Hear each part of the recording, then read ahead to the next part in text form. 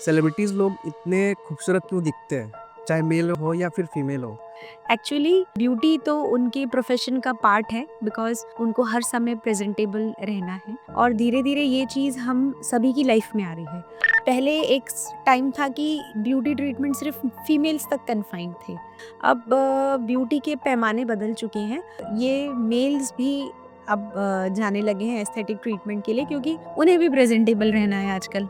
पहले traditional skin care जो parlours में फेशियल होता है या नॉर्मली कोई भी फेशियल होता है वो स्किन के सुपरफिशियल लेवल पे रहता है, ऊपर से स्किन को क्लीन कर रहा है। लेकिन जो एस्थेटिक प्रोसीजर्स होते हैं वो स्किन की डीपर लेयर पे जाते हैं, आपकी स्किन की रीसर्फेसिंग करते हैं। कि जो ग्रूम है और जो ब्राइड है वो स्किन केयर के लिए क्या करें? हम तो सजेस्ट करते हैं कि मैरिज के 3 महीने पहले से आप अपना स्किन केयर रूटीन, इनफैक्ट 3 महीने क्या 6 महीने साल भर पहले से अपना स्किन केयर रूटीन स्टार्ट करना चाहिए। एक मेकअप आर्टिस्ट की भी एक लिमिटेशन होती है ना कि वो आपके फ्लॉज को कितना छुपा पाएगा। जो हेयर के लिए जो स्ट्रेटमेंट कराते हैं उसका या फिर काफ़ी सारी चीज़ें हेयर को लेके, बट क्या होता है कि उसमें आपका हेयर थिन हो जाता है या फिर हेयर डैमेज हो जाते हैं। इसको सही तरीके से करने का सबसे पहले तो है कि क्लाइंट के हेयर का असेसमेंट। मैं ये भी बताना चाहूँगी कि अभी तक लोगों में एक भ्रांति है कि स्किनोवा क्लिनिक है, कोई कहता है स्किनोवा सिर्फ फीमेल्स का सलोन है। तो it's a complete one stop solution for all your family members, male female.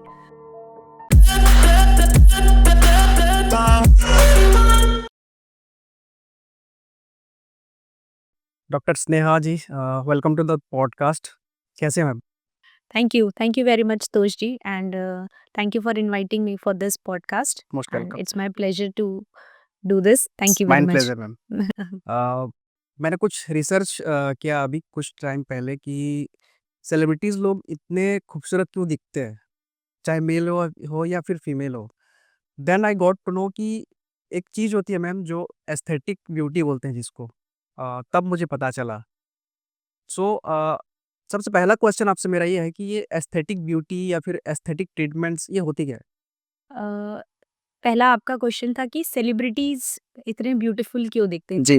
Actually beauty तो उनके प्रोफेशन का पार्ट है बिकॉज उनको हर समय प्रेजेंटेबल रहना है और धीरे धीरे ये चीज़ हम सभी की लाइफ में आ रही है। हम सब आजकल हर टाइम प्रेजेंटेबल और अच्छा दिखना चाहते हैं और सेलिब्रिटीज़ जो हैं वो काफ़ी कुछ मेंटेन करते हैं अपने स्किन को, उनकी लाइफस्टाइल, उनका खान-पान, सभी चीज़ें मेंटेन रहती हैं और जो एस्थेटिक प्रोसीजर्स की बात है, वो तो उनकी रूटीन लाइफ का एक पार्ट है। जैसे पार्लर में ब्यूटी ट्रीटमेंट लोग लेते हैं, उसी तरीके से सेलिब्रिटीज़ एस्थेटिक ट्रीटमेंट्स उनके उनके अपॉइंटमेंट्स फिक्स होते हैं कि आज हमें बोटॉक्स का सेशन लेना है, अब हमें पीआरपी का सेशन लेना है, अब हमें ये एंटी एजिंग ट्रीटमेंट पे जाना है, अब हमें बॉडी स्कल्प्टिंग करानी है। वो उनके लाइफ का एक पार्ट बन चुका है और साथ ही साथ वो अपने खान-पान पे भी और अपनी लाइफ़स्टाइल पे भी बहुत ध्यान देते हैं। इसीलिए वो इतने यंग और ब्यूटीफुल दिखते हैं हमेशा। एक तो उनके प्रोफ़ेशन का पार्ट भी है। बट अभी ये देखा जा रहा है कि हर कॉमन इंसान जो है वो खूबसूरत दिखना चाहता है। बिल्कुल, क्योंकि जब आप अच्छे दिखते हैं, तो आपके अंदर एक अलग-सा कॉन्फिडेंस बूस्ट होता है। पहले एक टाइम था कि ब्यूटी ट्रीटमेंट सिर्फ फीमेल्स तक कन्फाइंड थे। पार्लर्स में फीमेल ही जाती थी, एस्थेटिक ट्रीटमेंट के लिए फीमेल्स ही जाती थी। लेकिन अब ब्यूटी के पैमाने बदल चुके हैं। ये मेल्स भी अब जाने लगे हैं एस्थेटिक ट्रीटमेंट के लिए क्योंकि उन्हें भी प्रेजेंटेबल रहना है आजकल। सो स्किन नोवा भी एक एस्थेटिक सेंटर है। सो स्किन नोवा के बारे में बात करेंगे, उससे पहले मैम आपकी जर्नी जानना चाहता हूँ। मतलब आप एक डेंटिस्ट हैं, बट आपने ये चीज़ की शुरुआत की, इसके बारे में बताइए? जी, वैसे तो डेंटल प्रोफेशन में मुझे ऑलमोस्ट 16 इयर्स का एक्सपीरियंस है अभी। सिंस 2008 से मेरा क्लिनिक है रायगढ़ में और मैं डेंटिस्ट्री की प्रैक्टिस तब से कर ही रही हूँ और ईश्वर की दया से, रायगढ़ की जनता के आशीर्वाद से मेरा dental clinic is well flourished and I am doing very good there. जहाँ तक ये स्किनोवा की बात है, जब एस्थेटिक ट्रीटमेंट इंट्रोड्यूस हुआ इंडिया में, एस्थेटिक ट्रीटमेंट जो है किसी यूनिवर्सिटी कोई डिग्री नहीं देती है एस्थेटिक के लिए, ये प्राइवेट इंस्टीट्यूट्स करवाते हैं।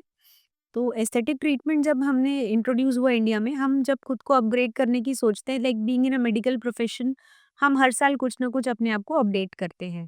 तो बैक इन 2013-14 जब हम रिसर्च कर रहे थे कि क्या नया आया है, किस में अपडेट किया जाए, तो मुझे एस्थेटिक ट्रीटमेंट्स के बारे में पता चला। तो मेरी एक क्यूरियोसिटी हुई कि व्हाट इज़ दिस एस्थेटिक, और जब मैंने उन उसमें देखा तो वी वर एलिजिबल, लाइक जो मेडिको फील्ड के लोग हैं like BDS, MDS, MBBS, BMS, they were eligible for that course. तब हमने ये एस्थेटिक का कोर्स किया था, और पिछले 9 साल से 2015 से मैं एस्थेटिक में भी इन्वॉल्व हूँ। धीरे-धीरे after Covid actually aesthetic industry में एक बहुत बड़ा उछाल, बहुत बड़ा बूम आया है। लोगों में अवेयरनेस काफ़ी बढ़ गई है, जैसे आपने बताया आज कॉमन मैन को भी सारे प्रोसीजर्स कराने हैं, और इसका मार्केट पहले जो फॉरेन कंट्रीज़ में था, अब इंडियन मार्केट में भी कैप्चर हो गया। बहुत सारे सेंटर्स खुल गए, ये इंस्टीट्यूट्स बन गए जो ट्रेनिंग दे रहे हैं। बहुत सारे डॉक्टर्स ने कोर्सेज़ किए, फिर धीरे-धीरे ये कोर्सेज़ ब्यूटिशियंस को भी कराए जाने लग गए। लेकिन कुछ कुछ चीज़ें हैं जो सिर्फ़ डॉक्टर्स कर सकते हैं, कुछ चीज़ें हैं जो ब्यूटिशियंस कर सकती हैं। तो इस तरीके से ये कोर्स ज़्यादा होने लगे, मार्केट अच्छा होने लगा, तो फिर हमें लगा कि चलिए एक इस टाइप का सेंटर प्लान किया जाए, जहाँ पे एस्थेटिक ट्रीटमेंट्स के साथ-साथ हमें ब्यूटी ट्रीटमेंट्स जो कि एक नॉर्मल सैलून में होते हैं, लेकिन एक अच्छे लेवल पे, अच्छे प्रोडक्ट्स के साथ, ओरिजिनल प्रोडक्ट्स के साथ किए जाएँ। हुँ। तो ये छत्तीसगढ़ ओरिजिनेटेड पहली एस्थेटिक सेंटर है। जी हाँ, ये ऐसे सेंटर्स रायपुर में ऑल ओवर इंडिया बहुत हैं, लेकिन वो बड़े सेंटर्स हैं जैसे काया, वीएलसीसी, पचौली, ये वेलनेस सेंटर्स जो हैं, बहुत बड़ी फ्रेंचाइज़ी है, बहुत बड़े ब्रांड्स हैं। ओके। बट ये जो स्किनोवा है, ये हमारा खुद का बनाया हुआ सेंटर है। It is actually a one stop solution for all the beauty needs, all the skin care needs, all the hair care needs, जहाँ पे आपको एस्थेटिक प्रोसीजर्स तो मिलेंगे ही, साथ ही आपको सैलून की सर्विसेज भी मिलेंगी। जो प्रोसीजर्स एक सैलून में होते हैं, वो भी सारे प्रोसीजर्स मिलेंगे, लेकिन जो प्रोडक्ट क्वालिटी है वो कहीं न कहीं एक अच्छे लेवल के प्रोडक्ट्स और ओरिजिनल प्रोडक्ट्स के साथ आपको सैलून की सर्विसेज यहाँ मिलेंगी। तो अफोर्डेबल है ये सब चीज़ें? जी हाँ, बिल्कुल अफ़ोर्डेबल है। हमारे जो प्राइसेज़ हैं, हमारे जो रेट्स हैं, रायगढ़ की जनता को ध्यान में रखते हुए ही प्राइस लिस्टिंग बनाई गई है। एकदम अफ़ोर्डेबल रेंज में सारी सर्विसेज़ अवेलेबल हैं। तो एक्चुअली क्या है कि जो मेट्रो सिटीज़ हैं, वहाँ पे इस चीज़ के बारे में इसके बारे में अवेयरनेस है, लोगों को चाहिए। क्या इस शहर में भी मतलब वो अवेयरनेस है? जी हाँ, पिछले अगर मैं बैक 8-10 साल पहले जाऊँ तो नहीं थी अवेयरनेस, लेकिन अभी पिछले 3-4 सालों में यूथ काफ़ी अवेयर हुआ है। Maybe because of social media, Instagram influencers और मार्केट की वजह से अभी इन ट्रीटमेंट्स को लेके अवेयरनेस है, but still there is a lot way to go. कुछ चीज़ें हैं जो यहाँ के लोग उतने अच्छे से नहीं समझ पाते हैं, बट ठीक है, धीरे-धीरे सब चीज़ें लोगों को क्लियर होती हैं। ओके, तो सिम्प्लीफाई करिए मैम इस चीज़ को। हम डेली रूटीन में जो स्किन केयर करते हैं, लड़कियाँ या फिर जो वुमेन है वो अपना मेकअप सेटअप रखे रहते हैं। वो लोग अपना खुद का मेकअप वगैरह मेकओवर सब कर लेती है। मेंस भी थोड़ा ख़्याल रख लेते हैं। सो क्वेश्चन ये है कि जो ट्रेडिशनल स्किन केयर है और जो एस्थेटिक ब्यूटी केयर है, दोनों में डिफ़रेंस क्या हो? देखिए स्किन केयर अलग-अलग तरीके से होता है। आप जो होम केयर करते हैं, वो आपका लिमिटेड रहता है, लाइक आपने सीरम, मॉइस्चराइज़र, सनस्क्रीन, अपना स्किन केयर सीटीएम बोलते हैं उसको, cleansing, toning, moisturising and sunscreen लगाया। अगर किसी भी पर्सन का होम केयर रूटीन बहुत अच्छा है, वो अपनी स्किन के अकॉर्डिंग प्रोडक्ट्स यूज़ करते हैं। लाइक जो उनकी स्किन के हिसाब से मॉइस्चराइज़र है, उनकी स्किन के हिसाब से सनस्क्रीन है, और अगर अपना स्किन केयर रूटीन बहुत अच्छा रखते हैं ना, तो 80% काम तो वहीं हो जाता है। उनकी स्किन मेंटेन रहेगी। फिर जो हम इन ऑफिस प्रोसीजर्स करते हैं वो 20 टू 30% ही काम करते हैं। लेकिन जो एस्थेटिक ट्रीटमेंट्स है वो स्किन की डीपर लेयर पे जाके काम करता है। ओके।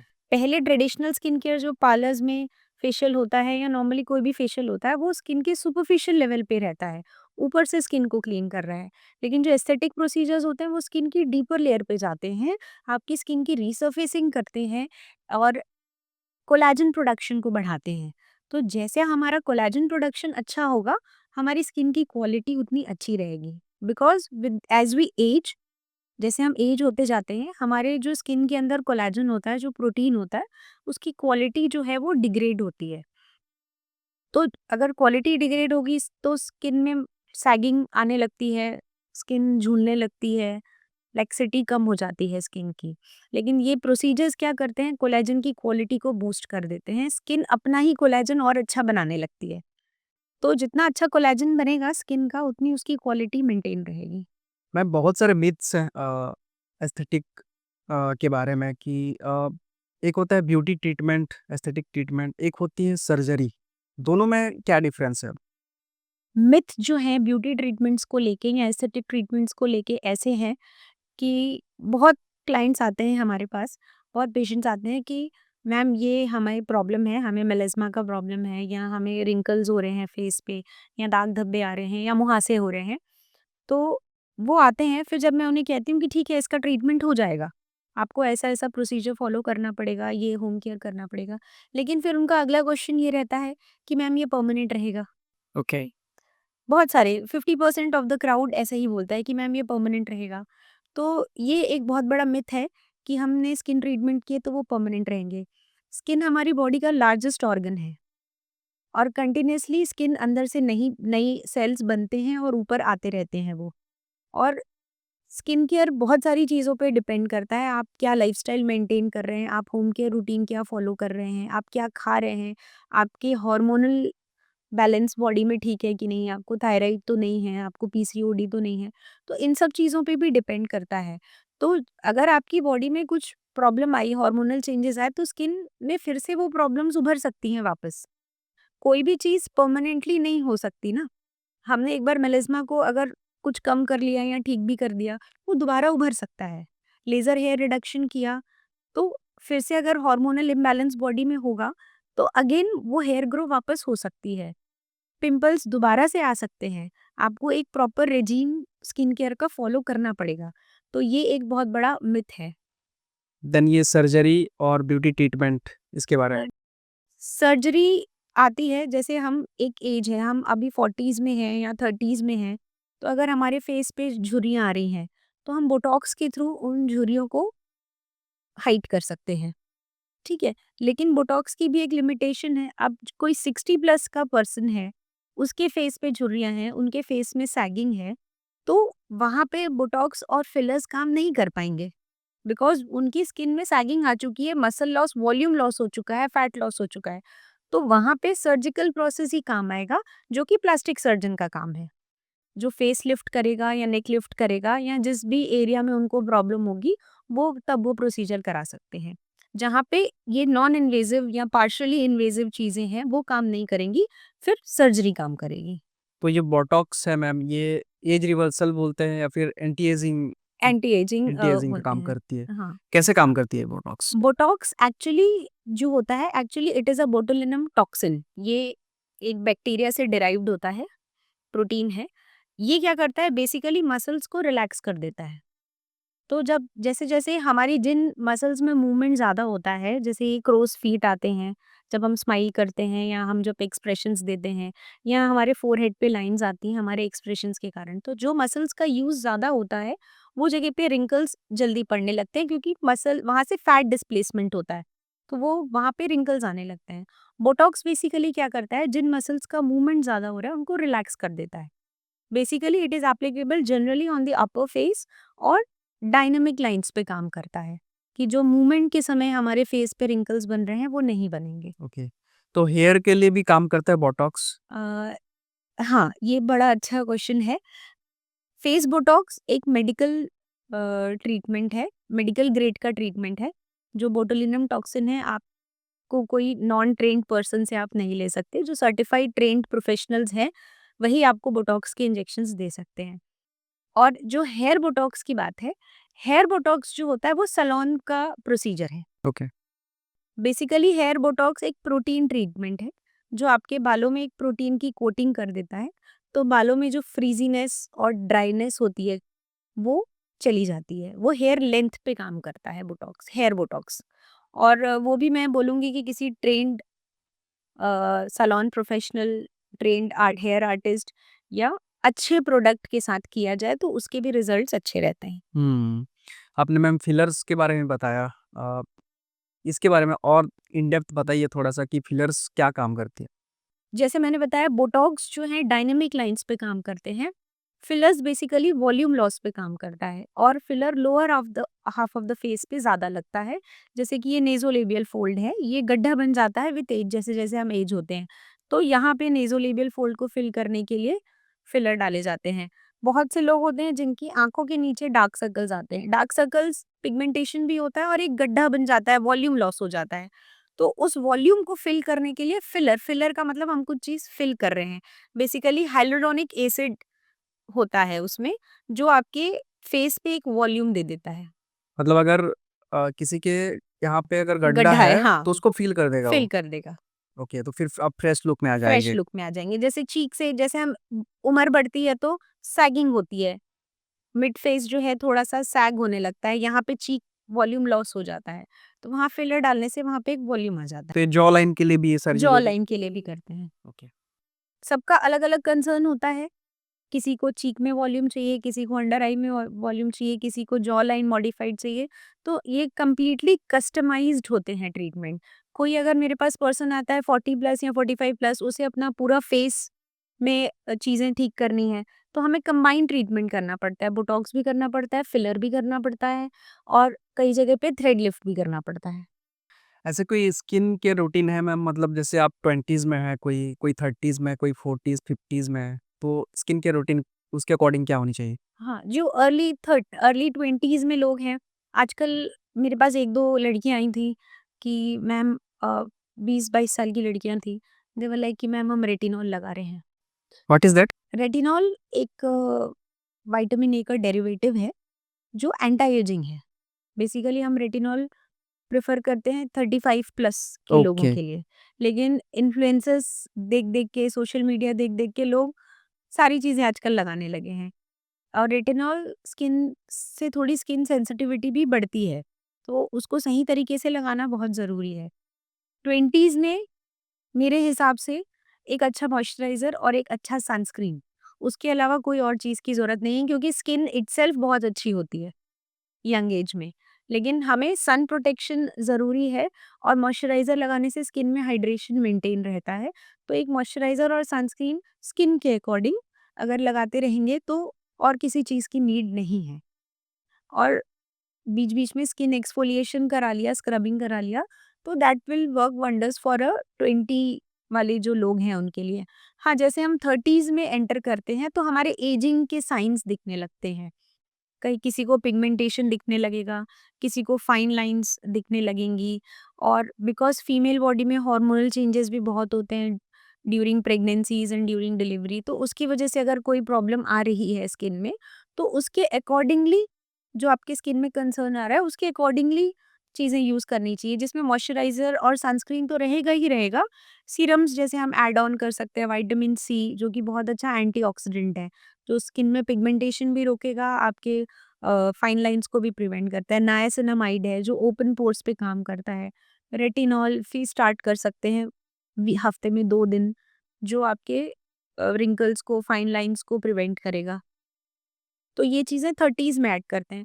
40s में आते-आते ऐसा होता है कि हमें बोटॉक्स की नीड दिखने लगती है, क्योंकि एनीवे एजिंग तो होगी ही होगी, हम एजिंग के प्रोसेस को डिले कर सकते हैं। हम एज को तो बढ़ने से रोक नहीं सकते ना, हम डिले कर सकते हैं। तो 40s में जो एस्थेटिक प्रोसीजर्स होते हैं, वो सबसे ज़्यादा होते हैं। बोटॉक्स हो गया, फिलर्स हो गया, आपके पीआरपी थेरेपी हो गई, माइक्रो नीडलिंग हो गई, ये प्रोसीजर्स 40s में ज़्यादा होते हैं। पीआरपी थेरेपी के बारे में बताइए थोड़ा-सा। हाँ, पीआरपी थेरेपी बेसिकली जो होती है एक्ने स्कार्स पे बहुत अच्छा काम करती है। जो मुहासे हो जाते हैं, उसके गड्ढे होते हैं, उसमें वो बहुत अच्छा काम करती है। Basically platelet rich plasma, client के या पेशेंट के ब्लड से प्लेटलेट सेपरेट किए जाते हैं और उन्हें ग्रोथ फैक्टर्स के साथ फेस पे माइक्रो नीडलिंग के थ्रू इन्फ्यूज़ कराया जाता है। तो उसमें ग्रोथ फैक्टर्स होते हैं जो आपकी स्किन को रीसर्फेसिंग में हेल्प करते हैं और जो एक्ने स्कार्स हैं वो धीरे-धीरे फिल अप होते हैं, but nothing can be done in a single session, multiple sessions are always required. Ma'am अभी मैरिज मैरिज का सीज़न चल रहा है और सो आपसे ये जानना चाहता हूँ कि जो ग्रूम है और जो ब्राइड है, वो स्किन केयर के लिए क्या करें? उससे पहले भी अच्छा दिखना रहता है, उसके बाद भी तो आप कुछ टिप्स दीजिए या फिर कुछ बताइए इसके बारे में? मैरिज सीज़न तो चल ही रहा है और हमारे पास बहुत सी ब्राइड्स प्री ब्राइडल पैकेजेज़ ले रही हैं। हम तो सजेस्ट करते हैं कि मैरिज के 3 महीने पहले से आप अपना स्किन केयर रूटीन, इनफैक्ट 3 महीने क्या 6 महीने साल भर पहले से अपना स्किन केयर रूटीन स्टार्ट करना चाहिए। और 3 महीने पहले सो हम जितने भी एस्थेटिक प्रोसीजर्स होते हैं, वो हम 1 डेढ़ महीने तक पहले करके छोड़ देते हैं। अगर हमें केमिकल पीलिंग करना है, हमें पीआरपी करना है, माइक्रो नीडलिंग करना है और लास्ट का जो बचा हुआ 1 मंथ रहता है, उसमें हम उनको कहते हैं कि आप अपनी डाइट का बहुत अच्छा ध्यान रखिए, है ना? और हाइड्रेशन को मेंटेन रखिए और उसके साथ-साथ जो सैलून के प्रोसीजर्स हैं, फेशियल्स हो गया, उनका हेयर केयर हो गया, हेयर स्पा हो गए, ये सर्विसेज़ वो लास्ट 1 मंथ में ले सकते हैं। बिफोर मैरिज हमारे पास बहुत ब्राइड आती है कि बस हमें 4 दिन बाद हमारी मैरिज है, तो कोई प्रोसीजर करें। तो मैं ये कहना चाहूँगी कि कुछ भी नई चीज़, न्यू प्रोडक्ट या न्यू प्रोसीजर बिल्कुल मैरिज के पहले ना ट्राई करें। ओके। जितने भी एस्थेटिक प्रोसीजर्स है, पीलिंग करनी है फॉर पिगमेंटेशन या बॉडी पॉलिशिंग है, ये सारे प्रोसीजर्स आप 1 महीना पहले करवा लें, ताकि कोई कॉम्प्लिकेशन आने से आप लास्ट मोमेंट पे बच सकें। और आजकल बड़ा वो चला हुआ है, ग्लूटाथियोन ड्रिप्स चली हुई हैं। ये क्या होता है? ग्लूटाथियोन ड्रिप्स बेसिकली मार्केट में ऐसा हल्ला है कि स्किन व्हाइटनिंग के लिए होती है। स्किन व्हाइटनिंग की? ब्राइड्स और ग्रूम्स लेते हैं, लेकिन मैं भी ये मिथ भी क्लियर करना चाहूँगी कि ग्लूटाथियोन ड्रिप्स जो होती हैं, आपको ड्रास्टिक स्किन व्हाइटनिंग कभी नहीं देती हैं। ग्लूटाथियोन बेसिकली एक पोटेंट एंटीऑक्सीडेंट है, जो हमारी बॉडी में बनता है। ओके। लेकिन हम उसे बाहर से इन्फ्यूज़ करते हैं, उसके कुछ सेशंस होते हैं, 6 सेशंस, 10 सेशंस, 12 सेशंस। एक लिमिटेड डोज़ में वो बॉडी में इन्फ्यूज़ करते हैं आईवी ड्रिप्स के थ्रू, ताकि वो आपकी बॉडी को डिटॉक्स कर देता है। जो हमारी बॉडी में बिकॉज़ ऑफ मैरिज की तैयारियों के चलते बहुत ज़्यादा स्ट्रेस हो जाता है, बॉडी ऑक्सीडेटिव स्ट्रेस में चली जाती है। तो ग्लूटाथियोन और उसमें और भी एंटीऑक्सीडेंट्स होते हैं, विटामिन सी होता है, तो वो क्या करता है आपकी बॉडी से फ्री रेडिकल्स को रिमूव कर देता है, तो बॉडी का स्ट्रेस लेवल कम हो जाता है, बॉडी डिटॉक्स हो जाती है, लिवर डिटॉक्स होता है। तो जब बॉडी डिटॉक्स होती है तो एक रेडियंस और एक ग्लो आपके फेस पे, आपकी बॉडी में दिखने लगता है एंड आपका स्ट्रेस भी आपको थोड़ा कम फील होने लगता है। तो दैट इज़ बेसिकली मेट्रोज़ में ये कल्चर बड़ा चलता है। तो लेकिन ये लोगों को ये मिथ है कि व्हाइटनिंग हो जाती है। व्हाइटनिंग उसका साइड इफ़ेक्ट है कि आपको स्किन में ग्लो दिखता है, तो वो व्हाइटनिंग इफ़ेक्ट है एक। हुँ। मतलब कि अगर आपको मैरिज से पहले अच्छा दिखना है, तो आप जैसे मैरिज की तैयारी करते हैं बाकी चीज़ों के लिए, हाँ, तो आप जिस वैसे अपना स्किन केयर भी रखिए, क्योंकि आप जैसे मेकअप आर्टिस्ट 6 महीना पहले बुक कर लेते हैं लोग। हुँ, कि हमें इस मेकअप आर्टिस्ट से मेकअप कराना है, लेकिन अपनी स्किन पे ध्यान नहीं देते। एक मेकअप आर्टिस्ट की भी एक लिमिटेशन होती है ना कि वो आपके फ्लॉज़ को कितना छुपा पाएगा। अगर आपकी स्किन में पिगमेंटेशन है या आपको फेशियल हेयर्स हैं, आपका मेकअप ग्रे पड़ेगा। फेशियल हेयर्स हैं तो वो, लेकिन मेकअप आर्टिस्ट कितना हाइड कर पाएगी? राइट। तो आपका अगर स्किन का बेस अच्छा होगा तो मेकअप भी फ्लॉलेस दिखेगा। तो सबसे ज़्यादा जो कॉमन ट्रीटमेंट है, एस्थेटिक ट्रीटमेंट, वो क्या है मैम? सबसे ज़्यादा common aesthetic treatment chemical peeling है और माइक्रो नीडलिंग है, लेज़र हेयर रिडक्शंस हैं। ये कुछ कॉमन ट्रीटमेंट्स हैं जो सबसे ज़्यादा होते हैं। तो लेज़र ट्रीटमेंट क्या होता है वो? लेज़र हेयर रिडक्शन जो है, जो अनवांटेड हेयर्स हैं फीमेल्स में बिकॉज़ ऑफ पीसीओडी, या वैसे भी कई फीमेल्स को जेनेटिकली भी फेशियल हेयर्स की प्रॉब्लम होती है और वो हेयर हार्ड हो जाते हैं। कई बार बहुत लोग वैक्सिंग करा लेते हैं फेस पे, जिससे वो हेयर ग्रोथ और हार्ड हो जाती है या उनको रैशेज़ हो जाती हैं या कुछ प्रॉब्लम हो जाती है। तो facial hair growth hormonal imbalance के कारण होते हैं। तो वो फेस हेयर्स को रिमूव करने का सबसे अच्छा तरीका लेज़र से है। लेज़र्स के कुछ सेशंस लगते हैं, किसी में 6 किसी में 10 depending upon the hair growth. तो वो लेज़र के थ्रू वो हेयर ग्रोथ जो है रिटार्ड हो जाती है। अ, मैम, जो हेयर के लिए जो स्ट्रेटनिंग कराते हैं उसका, या फिर काफ़ी सारी चीज़ें हेयर को लेके, अ, हर सैलून में होता है ये चीज़। बट क्या होता है कि उसमें आपका हेयर थिन हो जाता है या फिर हेयर डैमेज हो जाते हैं। तो इसको कैसे सही तरीके से इसको करें? अ, इसको सही तरीके से करने का सबसे पहले तो है कि क्लाइंट के हेयर का असेसमेंट। जो आपके पास अगर कोई हेयर स्ट्रेटनिंग के लिए आ रहा है, तो उसकी ऑलरेडी पहले से हेयर की क्वालिटी कैसी है, इसको एक्सेस करना बहुत ज़रूरी है। अगर उसके हेयर पहले से ही ब्रेकेज हैं, फ्रीज़ी, मतलब फ्रीज़ी तो ठीक है, लेकिन अगर हेयर ब्रेकेज हैं, ऑलरेडी उनको हेयर फॉल का इशू है या उनको ऑलरेडी कोई प्रॉब्लम है, ऐसे हेयर्स पे, ऑलरेडी डैमेज हेयर्स पे हम हीट ट्रीटमेंट कर देते हैं, स्ट्रेटनिंग कर दिया या केराटिन जिसमें कि केमिकल ज़्यादा होते हैं, फॉर्मेल्डिहाइड ज़्यादा होता है, तो उनके हेयर तो और डैमेज होंगे। और कई बार करने वाले प्रोफेशनल्स भी ट्रेन नहीं होते हैं, वो हीट से और डैमेज हो जाते हैं हेयर्स। तो पहले तो हेयर की क्वालिटी को जज करना बहुत ज़रूरी है। दूसरा, अगर वो ट्रीटमेंट उनके हेयर पे नहीं जा रहा है तो उन्हें बताना, उनकी काउंसलिंग करना कि ये ट्रीटमेंट आपके हेयर पे नहीं जाएगा।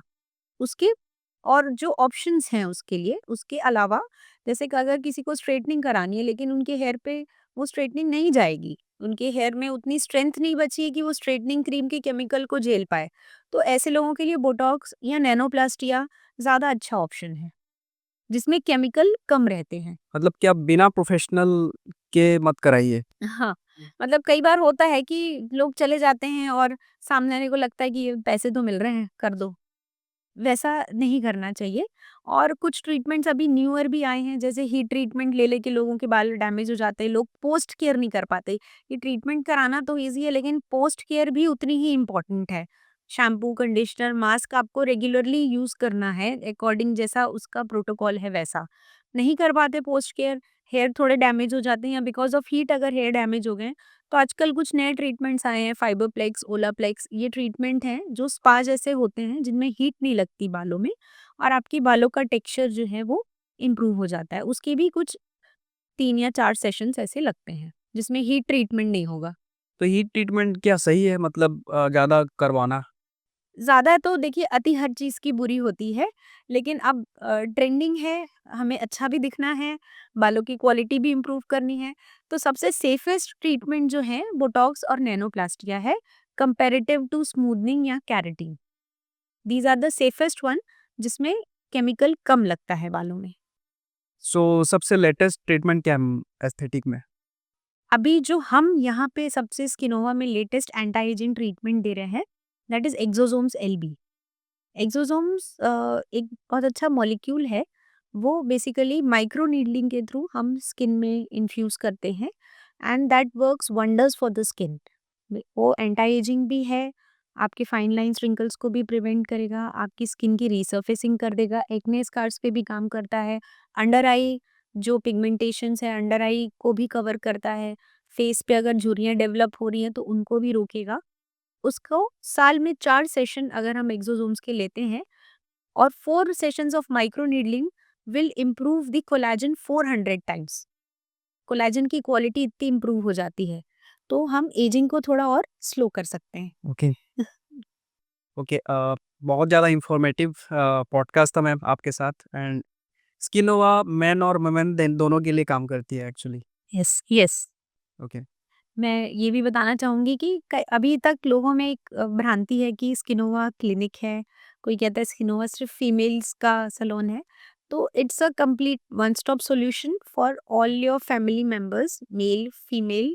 We have all the aesthetic procedures including lasers, tattoo removal, pigmentations, chemical peeling, HIFU for skin tightening and hydra facials, oxygenofacials and all type of facials along with all the salon facilities for your hair care needs and for all your bridal pre-bridal procedures also. Okay, thank you so much ma'am for this Thank you podcast. so much. Thank